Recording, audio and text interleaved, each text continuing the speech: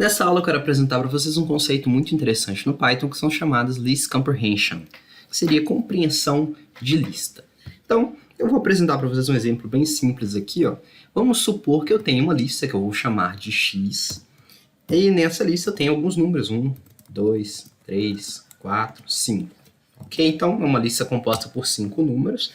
Vamos supor que eu queira obter uma outra lista que eu vou chamar de Y, e eu quero obter o quadrado de cada um desses números, ou seja, o quadrado de 1 é 1, o quadrado de 2 é 4, de 3 é 9, 16 e 25, ok? Então eu quero obter os valores quadrados dos elementos da lista X e armazená-los em uma outra lista, que é uma lista Y. Para a gente fazer isso, a gente faria o quê? Um for para cada elemento em X, aí eu vou adicionar esse elemento ao quadrado a Y. Então, y.append, e aí eu vou colocar i elevado a 2, ok? Então, se eu printar aqui no final, ó, vou printar x e vou printar y para a gente ver. Certo? Eu obtive o quadrado de cada um desses itens.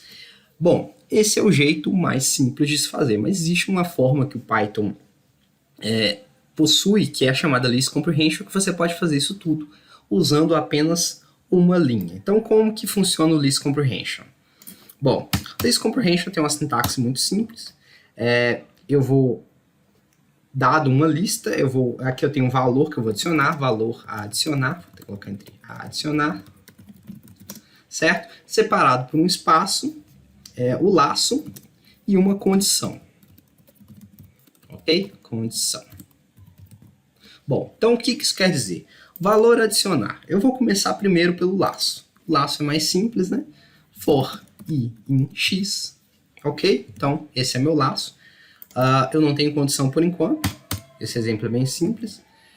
E o valor a adicionar é o valor de i. Então, i, eu quero a raiz quadrada, i ao quadrado.